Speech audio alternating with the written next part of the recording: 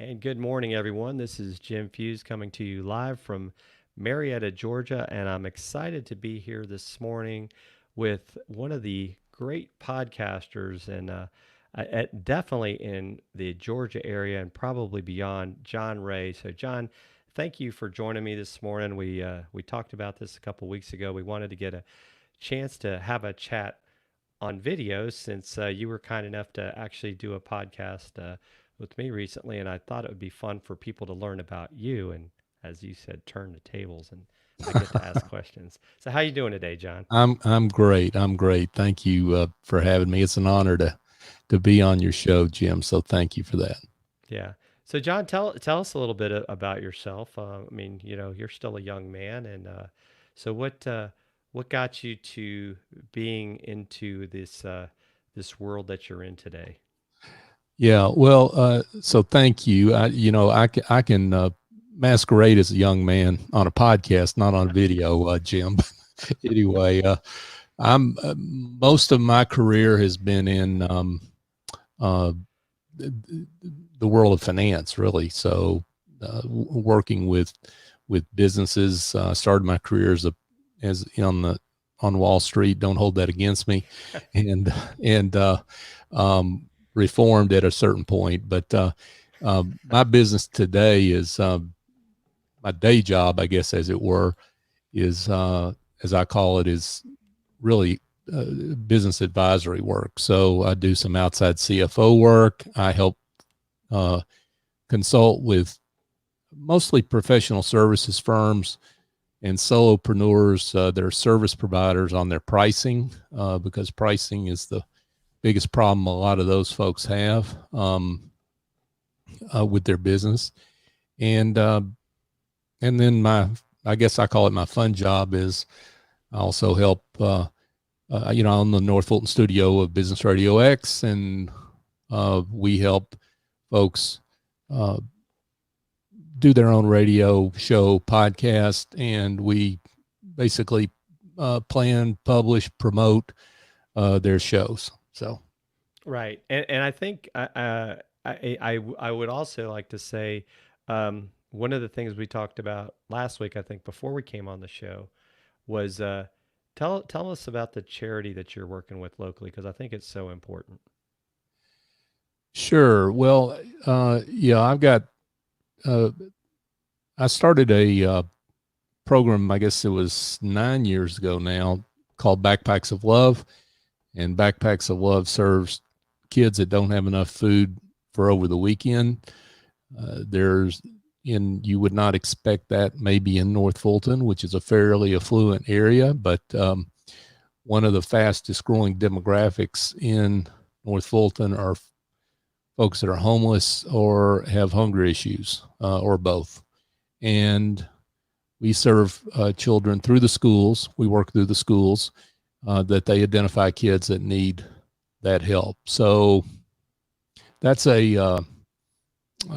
obviously right now with COVID-19, we're effectively shut down because we do work through the schools and the schools are closed. And what that means is we can't even get to the social workers who we normally deal with. But that's what that program's all about. Right. So have you thought, John? Are there any ideas of possibly ways that we can come up with a solution? Because I mean, it seems like schools are pretty much going to be shut down for the rest of this school year anyway. Well, the schools themselves are doing, they're distributing food.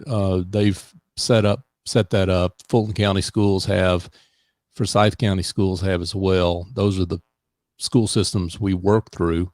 And so that's going on.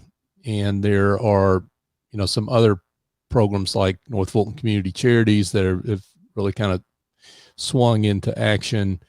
I mean, they were doing the work anyway, but they've definitely swung into action in terms of trying to alleviate this particular issue. So it's hard for us because we work anonymously, which is really an important piece of what we do. And so if you work anonymously, And we think that's really important Mm-hmm. to preserve dignity, um, and try to avoid stigma. We when you work anonymously, it's tough to go identify kids otherwise when the social worker's not there to be your intermediary. So Right. Well, and I love, John. I think that you and I both come from this place of wanting to help others, and it's definitely something that you do in the community. And so I think it kind of leads us into our first question of the interview today. And so, what got you started in podcasting? well, this was, all journeys start out in ignorance, and this one did for me. So, I had no long-term strategic plan to do this. Uh, Really, it was I was kind of minding my own business, and was uh, I guess about 4 years ago was put in touch with Mike Salmond, who runs the Gwinnett studio for Business Radio X, and awesome guy, and he uh, wanted to open another studio in North Fulton, and said, hey, I need someone who kind of is on the ground in North Fulton, that knows everybody in North Fulton, that's connected, and to really be my sidekick. And so that sounded pretty good to me, and not a lot of stress. And, we worked well together, and it went well for 3 years. It was great for my brand in North Fulton, and I learned a lot about the medium and really how to monetize it for my business, which I know we're going to talk a little bit about. And at a certain point, Mike came in and said, hey, it's been great, but things are going well in Gwinnett, and I need to focus on Gwinnett, and I really wish you'd take the studio over at this point. And, good problems, all good problems. And so, I had a choice either to do that or let it go, and I decided to take it on. So, and I can't really take something on without trying to make something out of it that's, more than what I inherited. And so I went about, building the business out of it. And so that's really how that works. So I come to it having being in the business, I come to it having experienced it for 3 years, and experienced what it did for my brand, for my business. And, that's one reason I'm really passionate about it for others. So. Right. And I mean, tell us a little bit more too, John, about North Fulton Business Radio X, because it's really amazing. It's a really powerful brand from everything I've learned about what you guys are doing with it. Yeah, so we're my studio is part of a nationwide network. Business Radio X started in Atlanta, I guess about 14 years ago. Started by Lee Cantor, and joined a few years later by Stone, Peyton and Stone. Lee and Stone are just terrific guys. I mean, and they have a real passion for giving back, for helping people, for helping the community. And one of the things that they are passionate about doing is just building a nationwide network. So that was really one of the attractions for me, is that our platform is 14 years old, let's call it. I can't remember exactly how long, but it's pretty old. 45,000 interviews on our website. We've had well, Google loves us. Let's just put it like that. Because Google likes long established websites that publish a lot of content. When you're part of a network like that my partners like Mike Salmon and Gwinnett, or Karen Nowicki in Phoenix, are publishing content all the time, and we all help each other by doing that, and help our guests and our clients that do shows with us because of that. So. Right. And I think it's one of the things I think that's amazing, like even in these times, is the great thing about a podcast, where sometimes I'd say you've got that advantage over us live streamers, is that I can listen to you anywhere, where I can't always watch the video. And so I think audio is a very powerful medium, and in the sense that, right, you can hear what people mean. Obviously the video takes a little step further, but with the internet, right, you can listen to this stuff anywhere. And even companies like, Amazon are investing in things like, we talked a little bit about flash briefings before, where it's a short audio segment that then you could say, hey, go listen to the full episode over on our podcast site. And you actually live stream your podcast before you then kind of put it out there in the archives. Is that right? We do. We broadcast live on our site.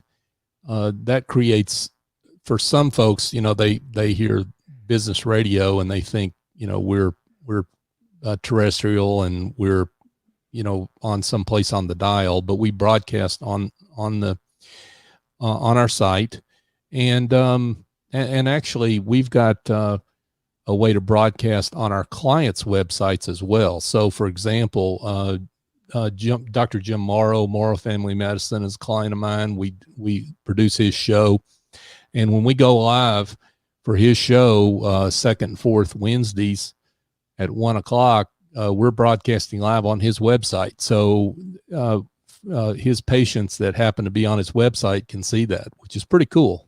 That's very cool. Mm-hmm. So that really leads in well to the next question, and it's like, how can podcasting be used to help small businesses grow?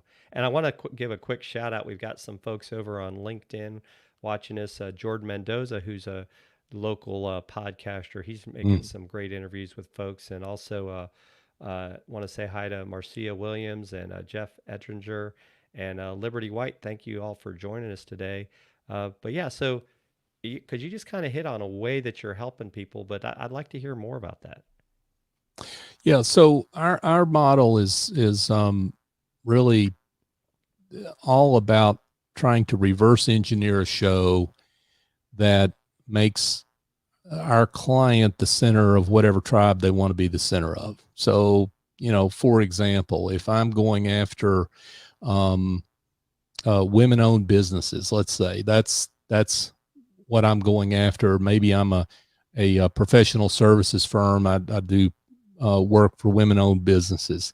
Well, the way to be at the center of that tribe is to do a show on women-owned businesses and make your guest your key prospects, your clients that refer you business, your strategic partners that refer you business. And if you follow that basic model that we help clients with, there is a definite ROI to podcasting. Now, you can do a podcast that, I call it the Guru podcast, and there's nothing wrong with that, right? I mean, there's, that's me getting on and talking about what I do, let's say in my day job, which is maybe talking about pricing, let's say. Nothing wrong with putting that content out there that has value, but there's a lot fuzzier ROI with that than building a show around the clients I want to go after. So, and we as my partner Stone says, it works. It always works. It never does not work if you do it that way. So, well, and I think I love the fact that you say that, because I know, to me, I much more enjoy having a conversation like we're having than, in a sense, talking to the camera with, and hoping that people are listening. right. You don't always get the interaction that you seek. So I think that's a great point. I think, and there's a lot of opportunity with that. I think you hit on a great example, right? And I and it's amazing. I went to was a local podcast meetup here in Atlanta, and there's this guy that's in the golf industry. He's got this huge podcast because he's got into that niche, Mm. where he's got that voice and he's found that audience. I mean, so what do you really say is your ideal audience of who you're looking to reach out to, and or who you want to help people reach to? Well, most of my clients are in professional services, and they've got a specific niche that they're after. And, but it varies. It varies depending on the client. So, they may be after family businesses. They may be after, other professional services firms, but, so that it really depends on what they're after in their base business. And that's how we build a show around that. And that's the, again, it's not that just, doing a guru show. And I don't mean that derisively at all. I'm just, but where you're the solo provider of content, nothing wrong with that. It's just got a lot fuzzier ROI, and all of a sudden you're concerned about size of audience, and you're concerned about downloads, and you're concerned about a lot of things that you can't control too well.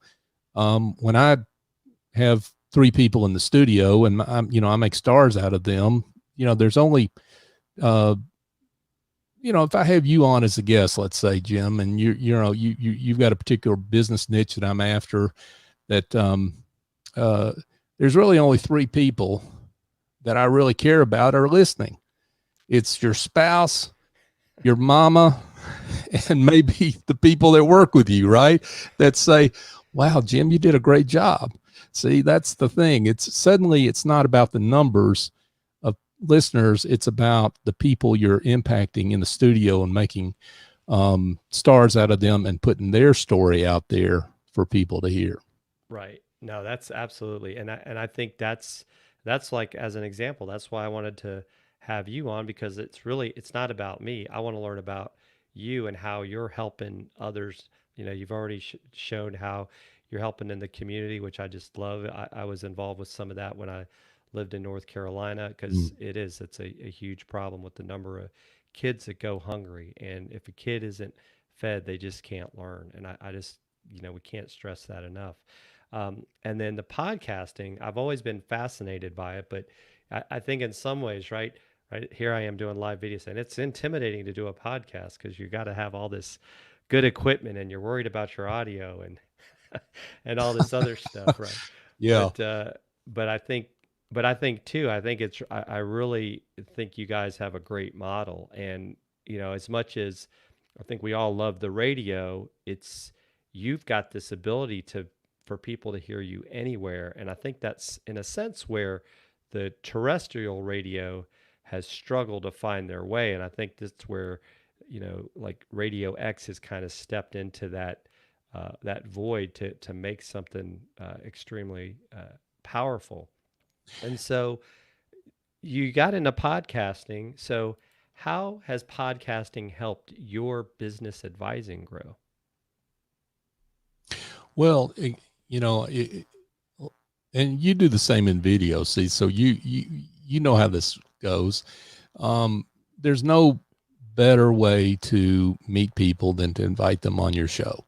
I mean, and that's what I use it for, is to my own house shows. So I've got 2, North Fulton Business Radio, and which is a more, general purpose business show, that has a wide variety of guests, and then Alpharetta Tech Talk, which is technology focused. And I use those 2 shows to network, and for a lot of other reasons. But like, for example, reward my clients. Obviously, the clients of my business are always on my shows, Right. Because I want to promote them. But I use it to meet people. And, this because you operate the same way in the world of video. I mean, if I call up someone that I'm interested in meeting and say, I'm John Ray of Ray Business Advisors, if I'm lucky, I may have a few moments before the dial tone to say why I'm calling, right? If I Right. can get past the gatekeeper. But if I call and say, I'm John Ray, host of North Fulton Business Radio, would love to have you on my show. It's amazing how people come to the phone. So, when you make it about them, make it about your guest, and you can only do that if you've got an interview format like you talked about. Um, it's a way to meet, network, and use that to build your business. Right. And what's interesting is I know you like to talk about pricing.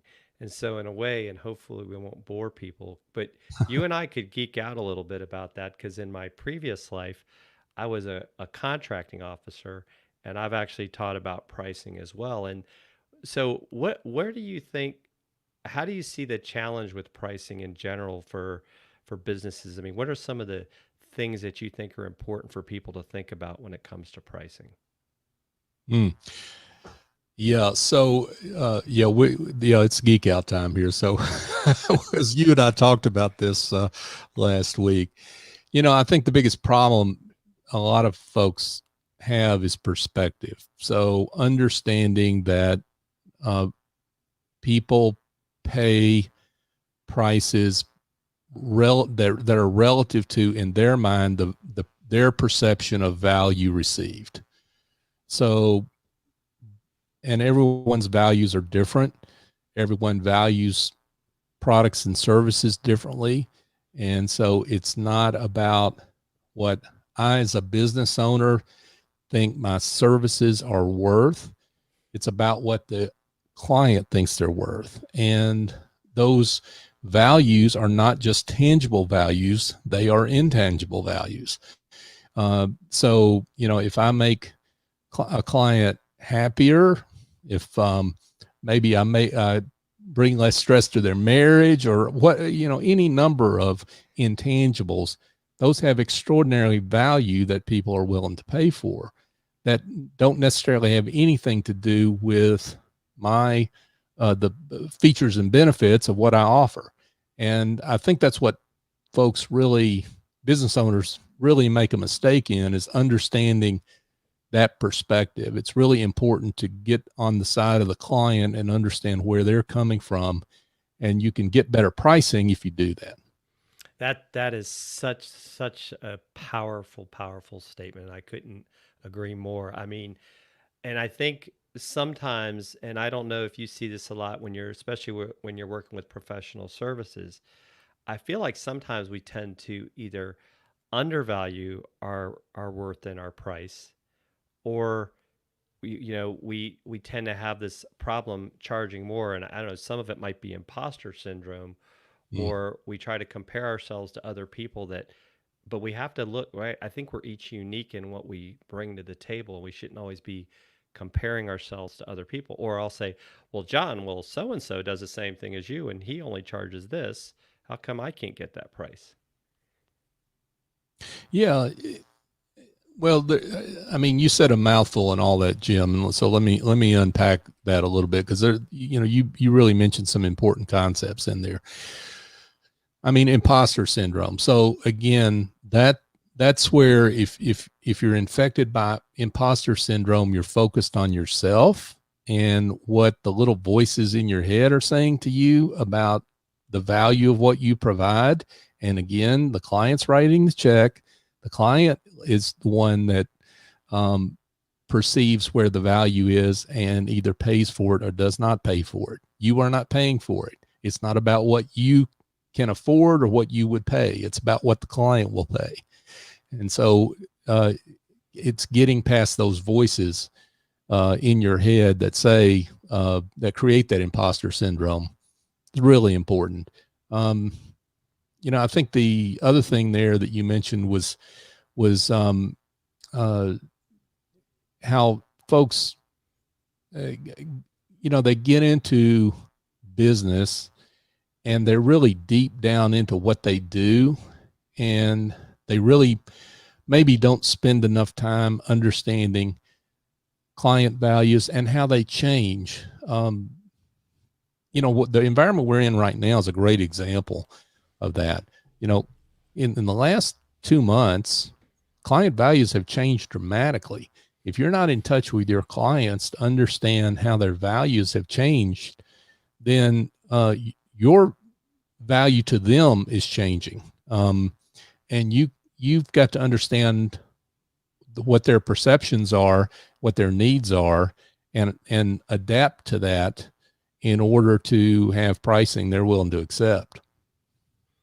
Yeah, and I think you see right now that some companies are not getting that. I mean, even their Mm-hmm. messaging and everything else, they're almost like, did they forget to adjust their marketing? Because it definitely is having an impact on people, and you're not going to get what you maybe would have got 2 months ago. It's not to say that things won't recover, but I think that that right now is definitely a challenge where that's where they need your advice, John.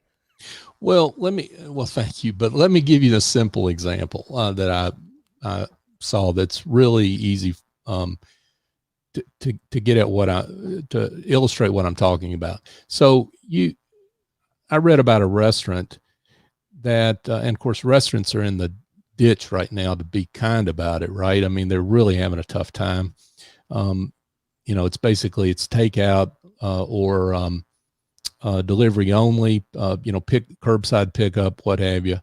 And there was one restaurant I read about that they offered, if you spent over a certain amount, I think it was, you got a free package of toilet paper. Well, needless to say, that business, they have done extraordinarily well. And actually, what I read about them is that they had a better month this past month than they did the year before. So, Wow. yeah. So, now what did they do? They added value. They didn't discount. They just simply added value. And that value, we can laugh about it, package of toilet paper, but actually for a lot of people that apparently has been very important. Yes. given the purchase patterns we've seen here over the last couple of months. So there's where values have changed. So understanding what your customer is thinking and what their perceptions are, and that has nothing to do with the quality of the food that this restaurant serves. It's about meeting a need and adding value. That is amazing. That's a great example. Oh, and by the way, they didn't discount. I mean, that's what we've right. got to Yeah, quickly add, right? that's right. There wasn't a need to discount at that point. Now, and that's why there are a lot of folks that I think, Jim, are maybe indiscriminately discounting right now. And that's a really dangerous place to be, because you may put yourself behind the eight ball when things recover, and you really can't recapture the former pricing that you had if you're indiscriminately discounting. And that let me ask you this question, because you made me think of a conversation I had with a gentleman, Brian Wallace, out of Cincinnati, that's a consultant in this space, and he mentioned as well as like he doesn't believe, and I tend to agree with him. Like a lot of people, like we get into these Black Friday sales and it's all these things. It's like, why would you discount your product or your service just for a special time of year? Because then people are going to maybe even intentionally wait, like, well, I'll sign up for their help when they discount their price. And I don't believe in doing that myself. Well, what's your thoughts on that? Yeah, I mean, I agree. I think what Black Friday has become is, the fear of missing out. So, a lot of folks feel like they've got to do it, or they're gonna miss out on a lot of sales. The problem with any sort of discounting is that you create a situation where you destroy value perception. So the thing you have to remember about pricing is a marketing signal. And in the absence of any other way to determine value, what a client or customer is going to look at is they're going to look at the price, and they're going to say, hey, if you're selling that service for making this up, $10,000 versus $1,000, then whoever's offering the $10,000 option, the client's going to think, wow, there must be a whole lot more to that, right? When in fact, these two providers may be offering the exact same service. So, pricing sends signals. It's really important to understand that. And I think a lot of business owners don't really see that in what they do. They price based on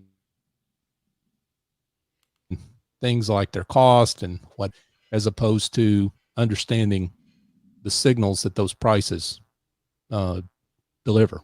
Well, I love how you said it's that fear of missing out. I mean, it's like how many it's like we all kind of jump into that, oh, I got to do what everybody else is doing. It's like, no, you need to do what you need to be doing for your business and not worry about everyone else. I mean, yes, you want to listen to what your competition's doing, but really in some aspects, you want to be the leader and not the follower. And so Professor Ray, because you've been giving us some amazing information here, as a business advising expert, what are you've hit on a couple, but what are some key steps that business should be taking now with some of the stuff that's going on? Well, number one is, we touched on this is, boy, you better get really tight with your clients if you and your customers if you haven't already, and understand how their values have changed, understand how their needs have changed. So if because if you're not doing that, then you're going to make mistakes on how you price, how you market. Um, you're really going to mess up. So you've really got to understand where your customer's head is. And admittedly, that's a lot harder if you're a B2C business, because you've got, a diffuse group of clients. I mean, if you don't have a really niche focused business, then it's a little harder, obviously. But if you're in a niche, if you're lucky enough to be in a niche, and not lucky enough, actually smart enough, because niches are really important, right? I think you and I talked about this too last week, but those niches are a lot easier to understand. And it's a lot easier to uh, do sampling in those niches that help you understand what's going on in that niche. So, and understand how values have changed. So I think that's the number one thing I would think. I mean, I'm going to say, in addition to that, all the other things that a lot of business advisors would say in terms of conserving cash and, making sure that you're spending money like you should spend it, double checking those subscriptions you have and all the things that you've got that have built up over time in a business. And, do I really need to have this? And does it really serve, the purpose? So, all those financial type things, but really, I think number one is understanding your customer and how their values have changed, because they have changed.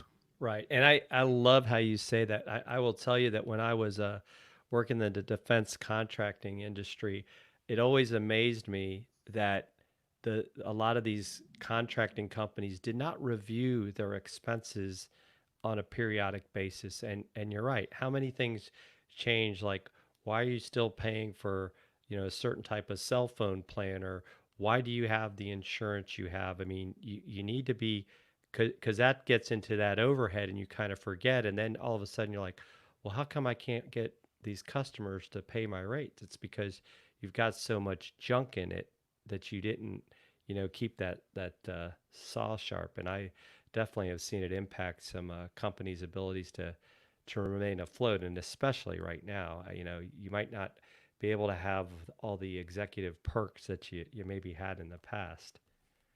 For sure. For Yeah. sure. So John, what's the best way for people to contact you? I know you're on LinkedIn, and I know people can follow you there. Um, and what are some other ways that people can, catch you? Like I know, like North Fulton Business Radio X. What's the best way to catch you live?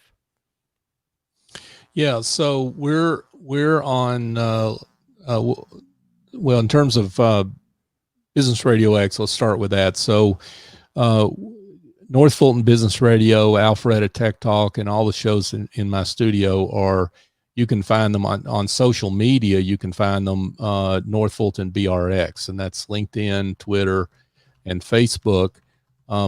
We are also, the studio is North Fulton Business Radio X.com. So you can go check out our full lineup of shows there. And then of course you got access to all the other Business Radio X studios there as well, and all the content that we produce nationally. They're on that same website, businessradiox.com. You can, in terms of my work in business advisory, you can go to raybusinessadvisors.com, or you can go to yourpricestoolow.com. It tells you how I feel about that, right? Love it. And you can, I put out a lot of blog content there, so you can check out my blog. And there's and of course I'm on social media as well too. So you mentioned LinkedIn. That's really where I post most of my content, because that's where most of my people are. Well, all of my people are, really, is on LinkedIn. So I spend most of my time on LinkedIn. I'm John Ray 1 on LinkedIn. Okay. And Dan Jordan over on LinkedIn, because I'm not able to share his comment, but the Deej wants to know, do you think that podcasting is a cost-effective way to attract new business, or are you ahead of the curve? Well, I appreciate the Deej giving me that kudo for being ahead of the curve. I'm not sure I was ahead of the curve, but in fact, I would tell you that there's a lot of room left to go in podcast. I don't know if we got time to get into all that, but they're really, I think there's 500 million YouTube channels. You would know the answer to this. Yeah, and there's a ton that grows every day. Right. It grows every day. There is less than a million podcasts. And if you look at the ones that are actually active, that have 10 or more episodes and are still producing content, that's probably about 200,000 or 300,000. So are you too late? No, you're not too late. So jump in. The water is absolutely warm. And yes, again, I think if you use the model that we use for our clients, there is no way that investment is not going to return a tangible return that you can quantify and track. So right, and I think thank for you for the people question, too, Deej. yeah, So. I think it's important too. You don't necessarily have to host a podcast, but get to be a guest on podcast that makes sense for your business, right? I'm sure that you have a way people can contact you if they're interested, and if they meet the criteria, you could Sure. bring them on. And like we talked about, I'm doing a little bit more of this, especially if you're in the Atlanta area. I'm wanting to interview people like you, John, so Mm-hmm. people know what's in our own backyard. Right? There's just an amazing people, amazing businesses, and love having these chats. Jerry Abiog mentioned. He's with Standard Insights. We did this chat about what his company is doing using AI for Facebook ads and other stuff, and Mm-hmm. he's had a bunch of people now want to talk to him. So That's awesome. I think it's important. We had a chance to talk with a mutual friend of ours, Greg Burkhalter. In fact, that's how we got connected. So That's right. The people got to LinkedIn guy. understand the LinkedIn guy. Yeah. Linked us up on Greg's LinkedIn. awesome. He Mm-hmm. is.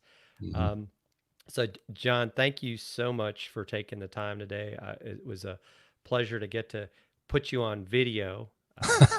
That's right. So Thank you for that. Thank you for dragging me into video. I've got a lot to learn from you, pal. So we're more on that, right? Yes, absolutely. Yeah, we'll follow up. So that sounds good. So everybody out there on all these different channels, thank you for watching. We had quite a few people over there on LinkedIn, which of course is our favorite place to be.